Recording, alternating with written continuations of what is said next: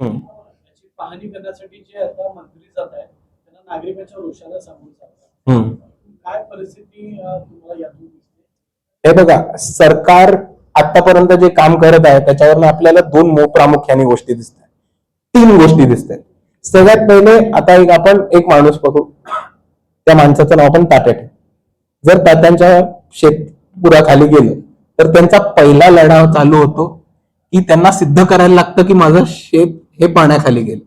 मग त्यांचा दुसरा लढा चालू होतो की त्यांना महत्वाची ती निधी मंजूर करून घ्यायला लागते, आणि ती निधी मंजूर केल्यानंतर त्यांचा तिसरा लढा चालू होतो ती मंजूर झालेली निधी खात्यात येते की नाही. आता ह्याच्यामध्ये प्रॉब्लेम कसा होतो की सगळ्यात पहिले लोकांना एक लढा द्यायला लागतो की आम्हाला निधी मंजूर करा, किंवा जो रिलीफ फंड रिलीफ साठीच दिला पाहिजे तो निघत नाही. दुसरा मुद्दा असा होतो की कागदोपत्री निधी फिरवला जातो, GR वरती सही केली जाते, पण तो कधी खात्यातनं निघत नाही. आणि जरी तो खात्यातनं निघाला तर तो किती अधिकाऱ्यांच्या, किती भाजपच्या लोकांच्या खिशातनं जाऊन त्या शेतकऱ्याच्याकडे पोहोचतोय, हा त्याच्यानंतरचा महत्वाचा मुद्दा राहतो. तुम्हाला आत्ताच उदाहरण द्यायचं असेल तर नांदेडचं उदाहरण देतो. नांदेडमध्ये फारुख अहमद म्हणून वंचित बहुजन आघाडीचे राज्याचे नेते आहेत. त्यांनी 4 दिवसाचं अमरण उपोषण केलं की 2024चे जे पूरग्रस्त शेतकरी होते त्यांना त्यांची रिलीफ फंड हा 2025 मध्ये मिळाला.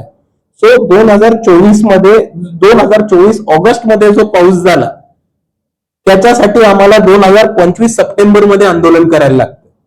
आता 2025 ची निधी हे भाजप सरकार कधी सोडतं हे बघू.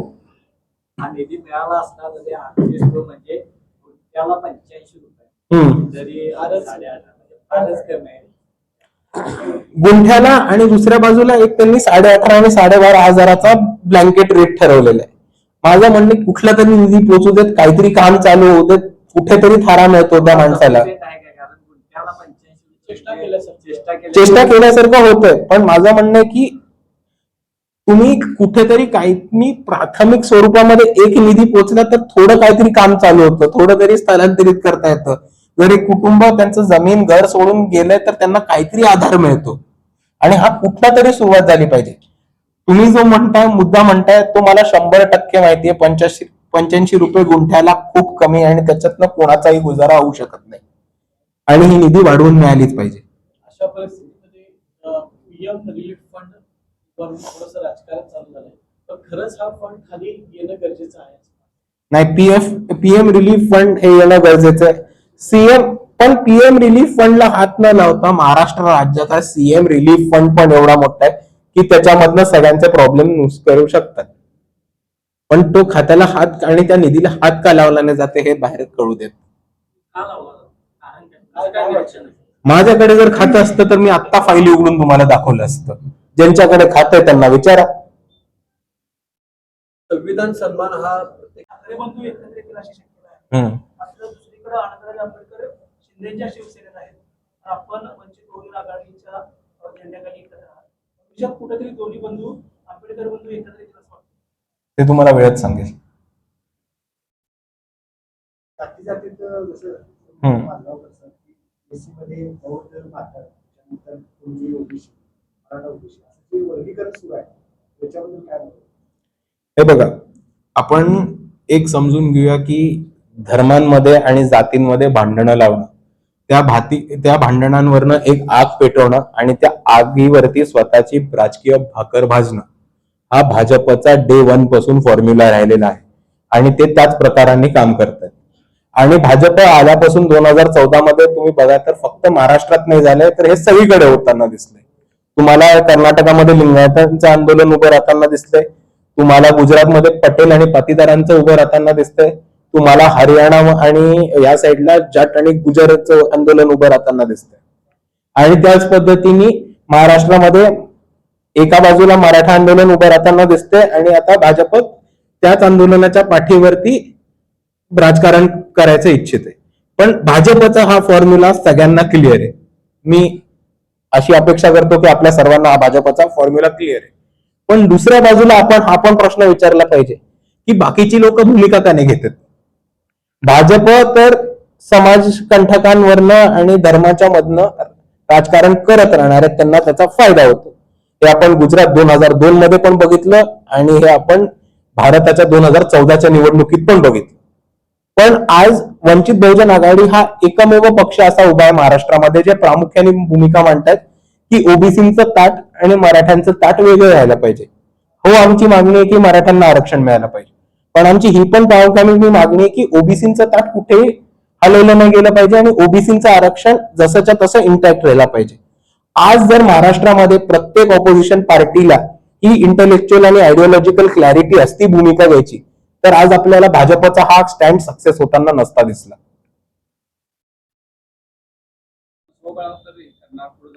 एक मिनिट, मी असं म्हटलं नाही की महाविकास आघाडी बरोबर युती होणार नाही.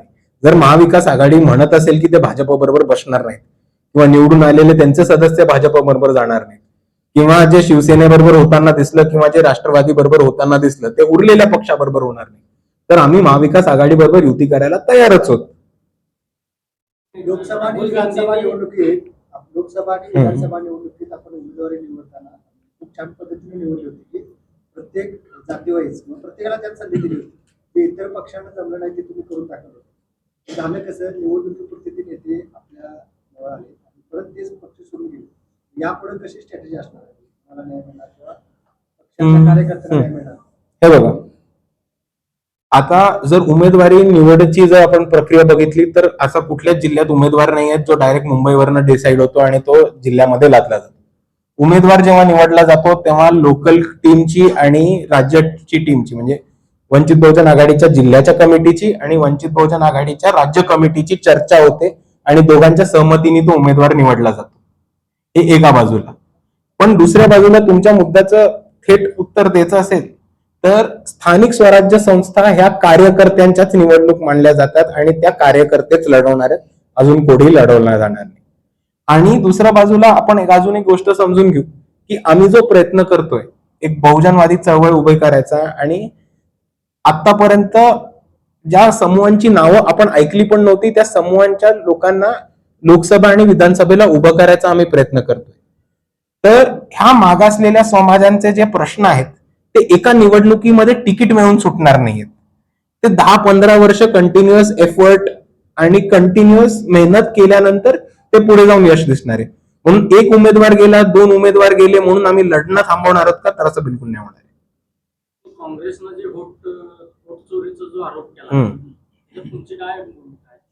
मी तुम्हाला सर्वात पहिले विनंती करेन की Chetan Ahire versus election commission of India ही पेटिशन जाऊन वाचा. काँग्रेसनी तो मुद्दा उचलायच्या आधी बाळासाहेब आंबेडकरांनी तो मुद्दा पहिले बॉम्बे हायकोर्टमध्ये आणि त्याच्यानंतर दिल्लीच्या सुप्रीम कोर्टामध्ये लढवला होता. तर तुम्ही हे विचारा काँग्रेसला की काँग्रेस कधीपासून वंचितचे मुद्दे चोरणं थांबवणार आहे. उत्तर प्रदेशमध्ये पासून जो वंचित बहुजन आघाडीचा पश्चिम महाराष्ट्राचा दौरा चालू झाला आहे हा 2 मेजर कारणांसाठी आयोजित केला होता. एक म्हणजे येणाऱ्या स्थानिक स्वराज्य संस्था, त्याची बांधणी, त्याची तयारी आणि त्याचबाबत पदवीधर मतदारसंघाची जी निवडणूक येणार आहे 2026 मध्ये त्याची 30 तारखेपासून मतदार नोंदणी ही चालू होणार आहे. तर कार्यकर्त्यांचं प्रशिक्षण घेणं, ट्रेनिंग घेणं, केडर घेणं, ही मतदारांची नोंदणी पदवीधर मतदारसंघासाठी कशी करायची, कोणत्या पद्धतीने करायची, नोंदणी करताना काय काय गोष्टींची दक्षता घ्यावी आणि ती नोंदणी जास्तीत जास्त संख्येने कशी होईल याच्यासाठी ट्रेनिंग आणि केडर हे घेण्यासाठी हा दौरा होता. आणि त्याचबरोबर त्याच्या आधी होणाऱ्या स्थानिक स्वराज्य संस्था, त्याची बूथ बांधणी, गावापर्यंत, तांड्यापर्यंत, वस्ती पातळीवरती वॉर्डाची बांधणी आणि एक उभे राहत असलेले कार्यकर्ते. आता ही जी निवडणूक होते स्थानिक स्वराज्य संस्थेची ती कार्यकर्त्यांचीच निवडणूक होते. तर जे वंचित मधले कार्यकर्ते तयारी करतायत त्यांची मदत, त्यांचा आढावा घेणं आणि पुढच्या स्ट्रॅटेजी आखणं याच्यासाठी हा दौरा प्रामुख्याने आखला होता. पण गेल्या 2-3 दिवसांमध्ये जो आपण पाऊस बघितलाय आणि जो पूर बघितलाय त्याच्यामुळे हा दौऱ्याचं थोडंसं स्वरूप बदलून आम्ही तो जिथे जिथे पूर आलाय, जिथे जिथे पूरग्रस्त लोक आहेत त्यांना भेट देणं, जिथे जिथे मोठं नुकसान झालंय तिथे एक व्हिजिट करणं आणि त्यांच्याशी भेटून त्यांची मागणी घेऊन सरकारवरती दबाव टाकणं याच्यासाठी आम्ही हा दौरा आता पुढचा आयोजित केलेला आहे. मी आपण सर्व इथे उपस्थित झाला म्हणून आपले धन्यवाद करतो आणि आपल्या सर्वांना विनंती करतो की आपले कुठलेही प्रश्न असले तर प्लीज विचारा. मला हे खूप आश्चर्य वाटतं की मला प्रत्येक ठिकाणी हाच प्रश्न विचारला जातो, जेव्हा बाळासाहेबांनी याच्यावरती 4 ते 6 वेळा स्पष्टीकरण दिले. मी परत एकदा आपल्या सर्वांसाठी स्पष्टीकरण देतो की वंचित बहुजन आघाडी पूर्ण ताकदीने स्थानिक स्वराज्य संस्था लढणार आहे आणि भाजप आणि भाजपचे मित्र पक्ष सोडून आम्ही कोणत्याही पक्षाशी युती करायला तयार. म्हणजे भाजप, शिवसेना एकनाथ शिंदे गट आणि राष्ट्रवादी काँग्रेस अजितदादा गट, हे 3 पक्ष सोडून आम्ही कोणाशीही युती करायला तयार आहोत. युतीचे अधिकार हे स्थानिक बॉडीजला म्हणजे जिल्हा परिषदेसाठी जिल्हा कमिटीजला आणि महानगरपालिका आणि नगरपालिकेसाठी शहर कमिटीला हे पूर्ण अधिकार दिलेले आहेत. ही 2 कमिट्या इकडच्या स्थानिक इतर पक्षांच्या कमिट्यांबरोबर बसतील, चर्चा करतील आणि पुढे युती आघाडी झाली तर त्या पद्धतीने पुढे उतरून लढतील. साधारण प्राथमिक चर्चा मोठ्या नेत्यांमध्ये आपली झालेली आहे. आता तो प्रश्न तुमच्यावरती आहे. आम्ही आमच्या स्थानिक नेत्यांना मोठे नेते मानतो आणि त्यांची चर्चा झालेली. तुम्ही त्यांना मोठे नेते मानता का, हा प्रश्न माझा तुम्हाला आहे. तर आता पक्षपातळीवर काय तुम्ही संकलन करणार आहे की गाव दत्तक घेऊन पण तिथे काय पुनर्वसन करण्याचं आता ह्या मला उत्तर डायरेक्ट पाहणी केल्याशिवाय किंवा तिकडे भेट दिल्याशिवाय सांगता नाही येणार.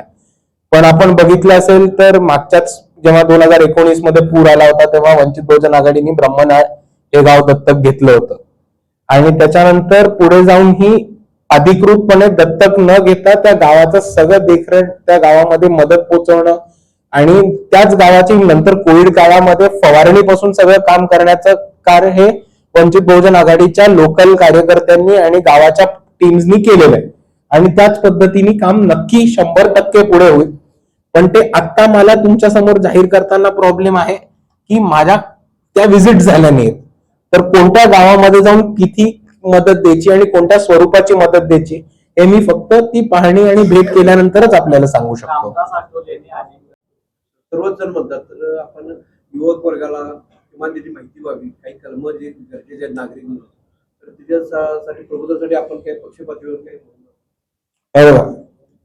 वंचित बहुजन आघाडी हा पक्ष नेहमी संविधानाला धरून काम करत असतो. तुम्ही जर आमचा 2019चा जाहीरनामा बघितला असेल तर आमच्या जाहीरनामाचं टायटल होतं की संविधानाचा सरनामा हाच वंचितांचा जाहीरनामा. तर संविधान वाचवणं, टिकून ठेवणं, त्या संविधानामधल्या सगळ्या कायद्यांच्या योजनांची अंमलबजावणी होतीये आणि त्याच्यावर महत्वाचं संविधानाने आपल्याला जे अधिकार दिलेत ते त्याचा अवेअरनेस लोकांपर्यंत पोहोचवणं. याच्यासाठी वंचित बहुजन आघाडीची राज्य कार्यकारिणीपासून ते सम्यक विद्यार्थी आंदोलनाचा प्रत्येक माणूस काम करत राहतो. प्रचंड पावसाचं सावट आहे, म्हणजे पूर झालेला आहे, तर पक्षी पातळीवर आपण काय करणार? पक्ष पातळीवरती सगळ्यात पहिले तरी आम्ही जिथे जिथे पूर आलाय तिथे त्या लोकांची भेट घेणार. नुकसान किती झालंय, कोणत्या प्रमाणाचं झालंय, घराचं झालंय, जमिनीचं झालंय, शेताचं झालंय, शेतमालाचं झालंय, त्या पद्धतीचा एक आढावा घेऊन त्याची माहिती संकलित करणार आणि मग ती माहिती संकलित झाल्यावरती त्याचा एक फायनल फिगर म्हणजे फिगर एक तर रुपीज मध्ये की डॅमेज किती झालाय आणि दुसरा फिगर नंबर्स मध्ये की किती लोकांना अफेक्ट झालंय. तो फिगर आला की त्याची माहिती संकलित करून आम्ही महाराष्ट्र राज्य सरकारकडे नक्कीच या लोकांना आर्थिक मदत होण्यासाठी डिमांड करू आणि ती डिमांड मिळेपर्यंत लढत सुद्धा राहू. काय योजना आहे त्यांनी काय ऍडव्हान्स सगळं टेक्निक वापरणार आहे? हे बघा, आपण आता ह्या 2025 मध्ये ह्या डिजिटल जमान्यामध्ये कागदाचे जठ्ठे घेऊन फिरत असलो तर आपण आपल्या स्वतःला संपवतोय. तर डिजिटल एज मध्ये एक मोठ्या प्रमाणात काम करायला लागणार आहे आणि त्याच पद्धतीने मतदार नोंदणीचे फॉर्म्स आणि लिंक्स हे आम्ही व्हायरल केलेले. पण साहेब, जसं तुम्ही आम्हाला म्हणता डिजिटल पद्धतीने काम करा, तसं आम्ही आपल्याला विनंती करतो की आपण ही सूचना इलेक्शन कमिशनला सुद्धा द्यावी, जेणेकरून मतदार यादी हे पीडीएफ फॉर्मॅटमध्ये आणि डिजिटल फॉर्मॅटमध्ये आम्हाला उपलब्ध होतील.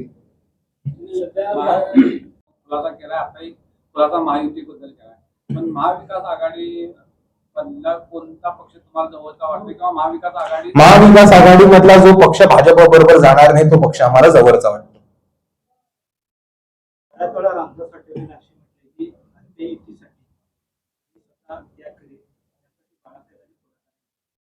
पण साहेब त्याग करायला राहिलं काय आता? यावेळेस मंत्रीपद जाणार आहे, पुढच्या वेळेस भाजप कंटिन्यू नाही करणार आहे ते आपल्या सर्वांना माहिती आहे. पण त्याच्यावर महत्वाचा मुद्दा हा आहे की जो पक्ष भाजप बरोबर युतीत आहे त्यांच्याबरोबर आम्ही युतीत जाणार नाही, कारण आमचा RSSशी आणि भाजपशी वैचारिक विरोध आहे. आणि त्याच्यामुळे जो पक्ष भाजप बरोबर आहे त्याच्याबरोबर आम्ही कदापि युती करणार नाही. MIMचे ओवेसी सोमवारी कॅम्पेनिंगला आय लव्ह महादेव असं उत्तर दिलं जात आहे. भाजप शासित राज्यामध्ये कुठेतरी धार्मिक ध्रुवीकरण वाढवण्याचा हा प्रयत्न आहे. भाजप शासित राज्यात काय, जिकडे भाजप नाहीये तिकडे भाजपला घुसायचं, तिकडे पण धार्मिक ध्रुवीकरणच भाजप वापरते. धार्मिक ध्रुवीकरण हा भाजपचा सगळ्यात स्ट्रॉंग, प्रोवन आणि फंडामेंटल फॉर्म्युला आहे की त्यांना त्याच्यावरनं सक्सेस मिळालेली. तर जिथे जिथे भाजपला एंट्री करायची आहे का जिथे जिथे भाजप आहे आणि तिकडे त्यांना सत्ता काबीज ठेवायची, तिकडे धार्मिक ध्रुवीकरण आपल्याला दिसतं. ते तालुका असू देत किंवा भारताच्या पातळीवरती असू देत, भाजप हाच फॉर्म्युला वापरतो.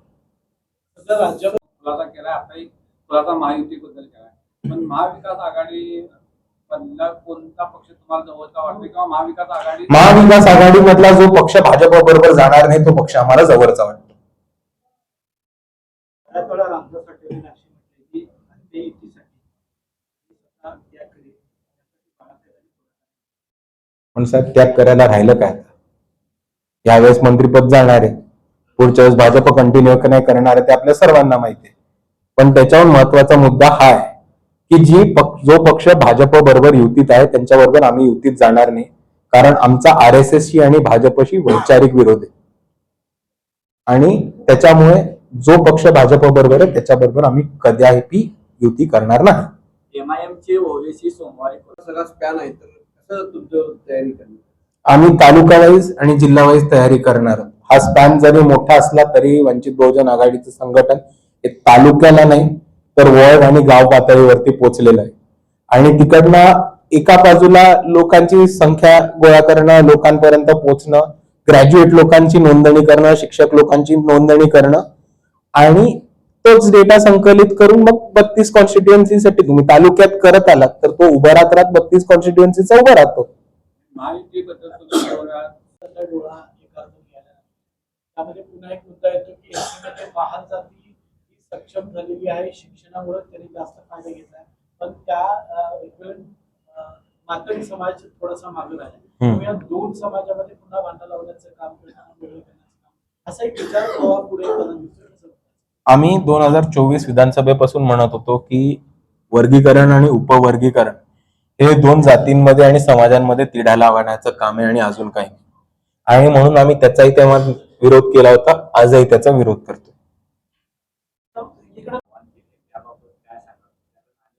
हे बघा, मी परत आमची भूमिका परत आता साहेबांनी विचारलं तुमच्यासाठी परत म्हणतो, भाजप आणि भाजपचे मित्र पक्ष सोडून आम्ही सगळ्यांची युती करू.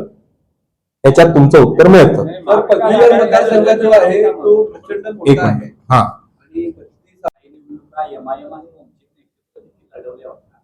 यापूर्वी त्यांना विरोध देखील झाला होता. 2 वेळा दौरे रद्द करावे लागले. अशावेळी ते आता सोमवारी कोल्हापुरात येत आहेत, काय सांगा? नाही, तो त्यांचा प्रश्न आहे, तो ते बघून घेतील. तो त्यांचा आणि त्यांचा पक्षाचा प्रश्न आहे, त्याच्याबद्दल मी बोलूच नाही शकत. तर पक्ष संघटनेसाठी